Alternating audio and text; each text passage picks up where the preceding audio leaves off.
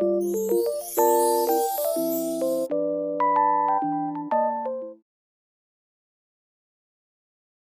I the asshole if I tell my boyfriend we go to couples therapy or break up? First ever post, big fan of your guys' podcast, and I would greatly value your opinion on this. I don't like ultimatums, and I know Brandon doesn't either, and I feel at a loss at this point in the relationship. A little bit of background: my boyfriend, 25 male, and I, 24 female, dated for 3 years, and I broke up with him in 2021 because he had anger issues and constantly took them out on me. Nothing physical, but constant yelling, belittling me, and emotional abuse. I asked him the first time we dated to try therapy, and after a lot of pushing, he went to one session at our undergrad and never went back again. We got back together in 2023, and now have been together for a little over a year. During our breakup, we were no contact. When I ran back into him in 2023, I spent a lot of time debating and getting to know him again, because I was scared to end up back where we were. Well, now I'm not so sure I made the right choice. He was very patient and worked hard to control his anger and treated me so much better for the first year we were back together. I've been happy until the last month, and this is where I got confused. When it's just us, 90% of the time, it's great, and I dream about our future together. But the minute we get around others, especially my family, he acts like a different person, and he gets very rude with me. I've tried talking to him about this before, and he says it's because he's most comfortable with me, so he's open with me when he gets angry, and he doesn't show it to others. I've tried telling him that I'm glad he feels open with me, but he doesn't get to take his anger out on me with hurtful comments just because of that. I honestly just made a big decision, and I went out on a limb and I moved 300 miles away from my family to live with him. We've been doing long distance together since we got back together. I'm not sure if these feelings are red flags or if I'm just really nervous that things will end up the way they did the first time now that I've made this big jump. I'm currently in therapy, and I've talked to him a handful of times in the past year about trying therapy. We had one instance where he made a lot of hurtful comments to me about showing off my chest while in a formal dress for a school event. I'm a busty girl. He was mad I was talking to my friends and not him. I did not try to ignore him, and I often tried to include him in conversations, but he just answered with one-word responses and many other things, to the point where we went home early and I cried because I just felt so awful. To his credit, he did apologize a few hours later after we got home, which is better than he had done in the past, where he would have insisted that he did nothing wrong.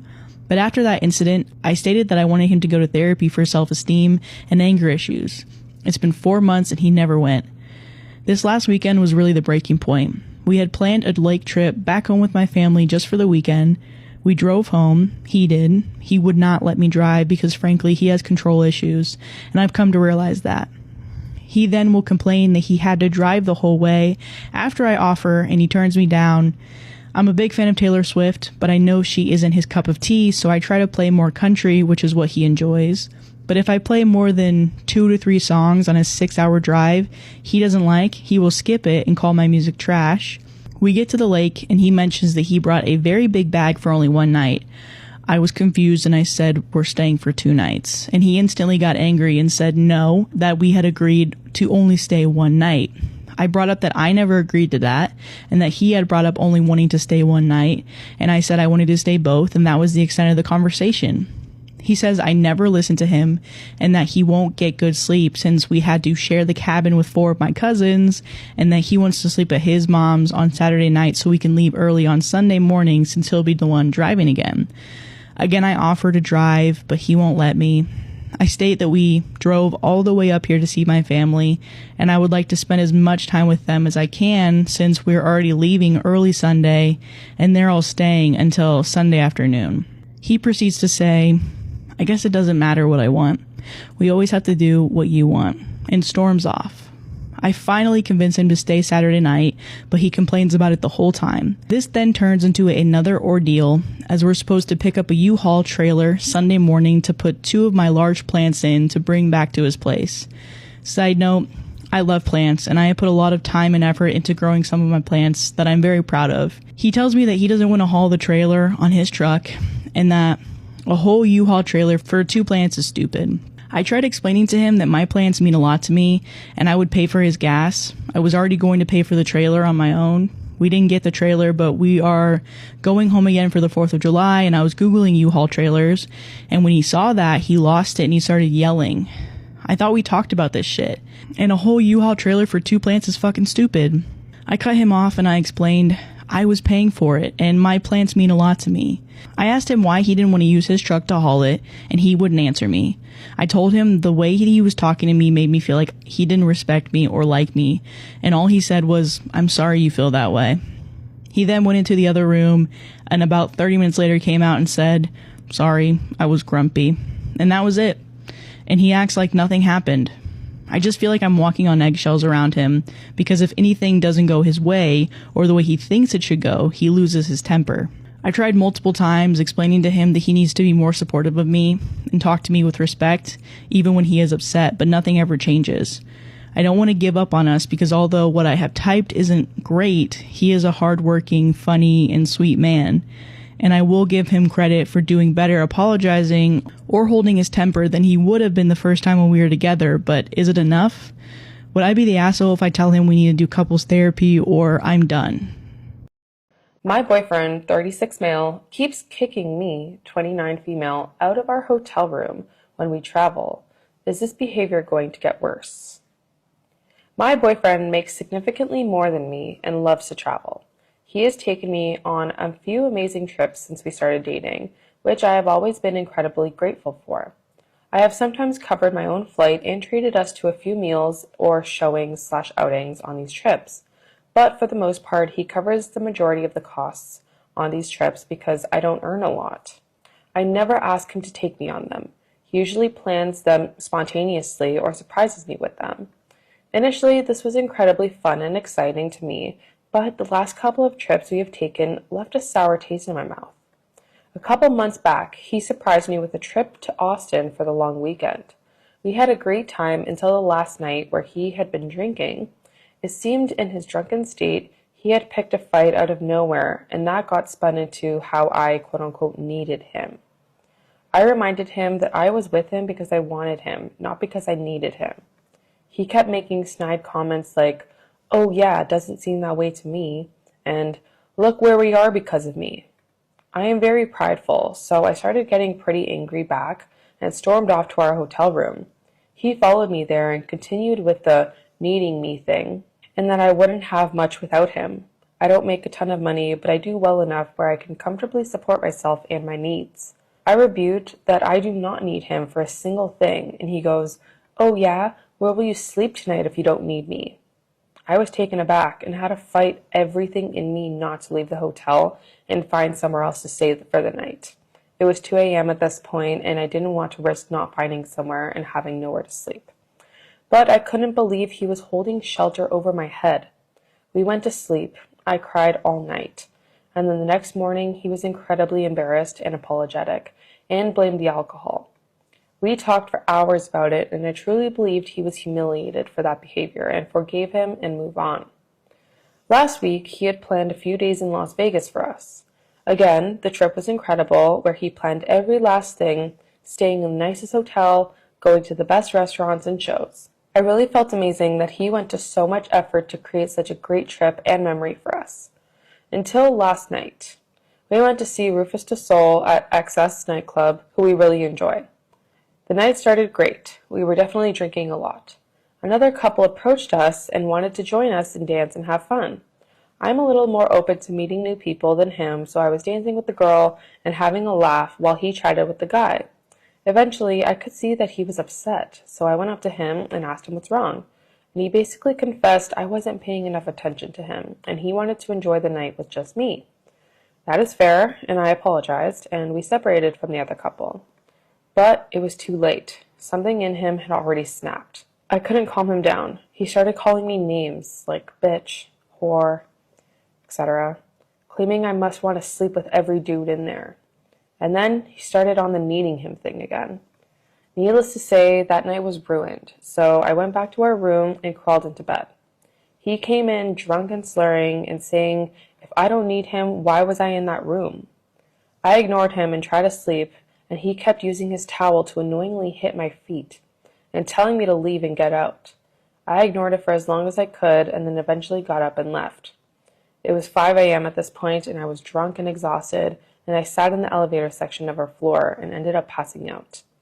I woke up, and a couple hours later, I went back to the hotel room where he let me in and slept it off.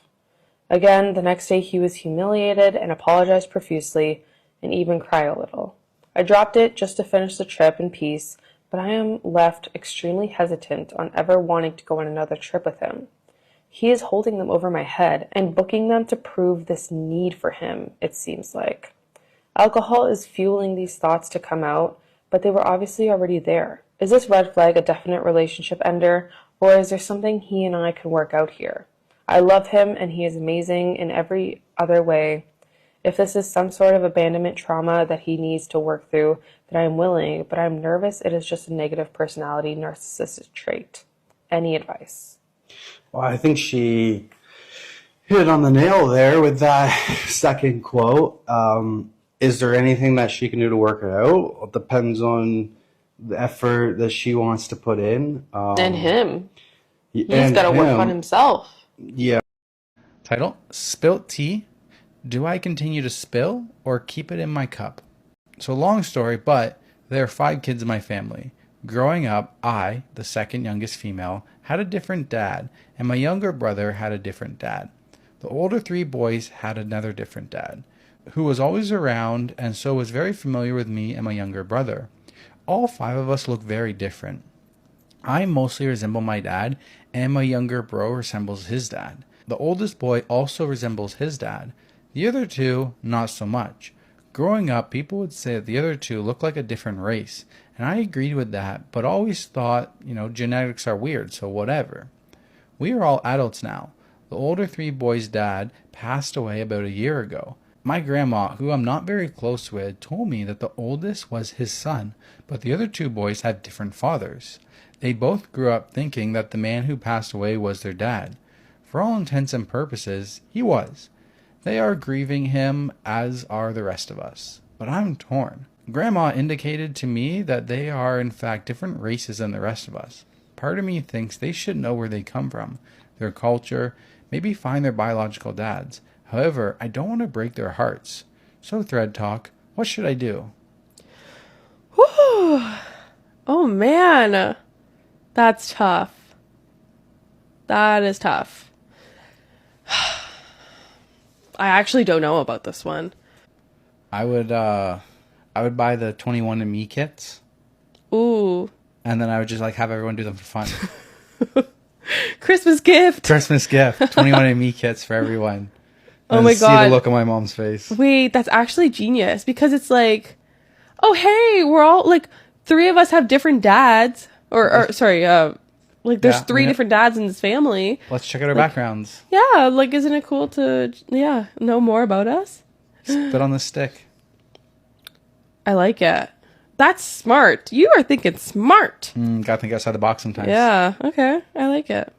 Am I wrong for telling my cousin that the baby name she picked is an insult? I, 25 female, attended my cousin Ellie's 27 female baby shower and gender reveal party. It was a lovely event and things went off without a hitch. When the baby's gender was revealed, she's having a boy, Ellie also told everyone about the name that she and her husband had picked. I thought nothing of it as the name isn't anything unique or strange in any way. Her now last name is a bit unique, but nothing that would attract attention or ridicule. She hadn't told me prior to the baby shower which names they were thinking of. After the baby shower, I went home to my boyfriend and I's apartment and told him about the baby's name and gender. He laughed. When he stopped, he explained that the baby's first and last name when said together is an insult in another language. When I asked him for the translation, he got his phone and said it would probably be better to show me. He called one of his friends and he was put on loudspeaker. His friend hadn't even said hello when he said the baby's name. The reaction was instant. They all started shouting and cussing him out, and all while my boyfriend is laughing his butt off. I got the phone and told them the situation, asking what the names meant. I knew all the people who were there. They also burst out laughing. When they stopped, they apologized, cussed my boyfriend out again, and explained the insult and its very severity. When they stopped, they apologized, cussed my boyfriend out again, and explained the insult and its severity. It is a very big insult in a language that they speak, which is rare here, but is a major language in a specific part of the world. When the names are put together, it's the kind of insult that can immediately start fights. It's not said as two separate words, but it's one word. Even when you split it up, it's still obvious that it's a particular insult. It basically talks about one person's mother's private parts. They all suggested that I tell my cousin because while there's no guarantee that the baby will ever meet someone who speaks the language, it would be better to at least inform Ellie.